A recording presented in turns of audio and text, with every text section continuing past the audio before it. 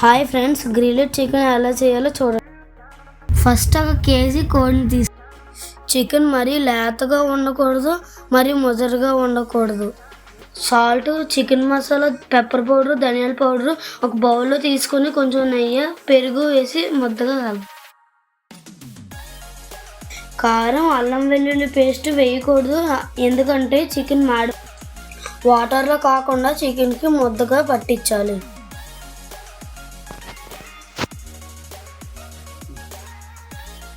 చికెన్ని బాగా మసాజ్ చేయాలి. 1 to 2 hours మ్యారినేట్ చేయాలి.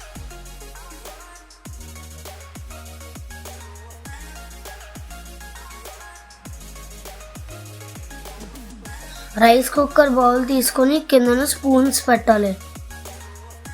ఆయిల్ వేసి వేడెక్కిన తర్వాత మనం మ్యారినేట్ చేసుకున్న చికెన్ని అందులో వేయాలి. సైడ్ ఉన్న గోడలకి అంటుకోకూడదు, కిందన కూడా అంటుకోకూడదు.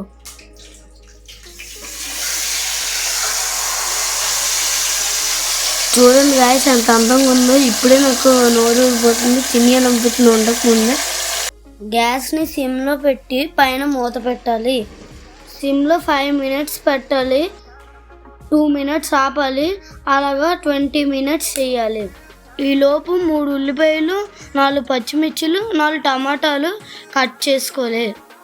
ఫస్ట్ ఒక ఫ్రైయింగ్ పాన్ తీసుకొని మనం ఇందాక కట్ చేసుకున్న వెజిటేబుల్స్ని తీసుకొని దాంతోపాటు కొంచెం కొత్తిమీర కూడా యాడ్ చేసి ఆ ఫ్రైయింగ్ ప్యాన్లో వేయాలి.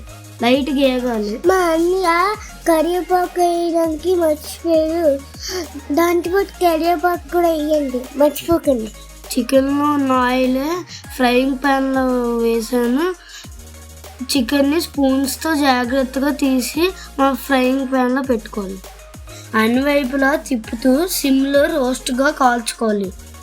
ఈ చికెన్ నచ్చితే లైక్ చేయండి, కావలిస్తే కామెంట్ కూడా పెట్టుకోండి. ఉల్లిపాయ, నిమ్మకాయ, పుదీనా వేసుకొని సర్వ్ చేసుకొని తినేయడమే.